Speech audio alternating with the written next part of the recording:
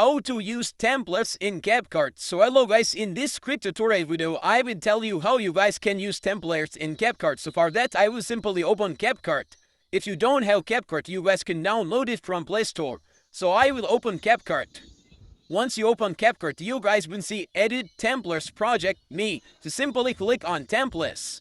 Once you click on Templates, here you guys will see Search option. So simply click on Search option. Now here search for your favorite template. For example, you are looking for a slow motion video, so simply search for slow motion. Once you click up for slow motion, you will see slow mo video, so click on slow mo video. Now here you guys will see a lot of templates to select any random or favorite one. So I will click on first one. Now you guys will see use templates, so simply click on use template. Now here import your video that you want to add that template. So I will import video. After that, click on next. Now wait for some second, then here we go. Our template was applying to our video. You guys will see applying smooth, slow motion, and percentage. So once it completed, your template will be applied to your video.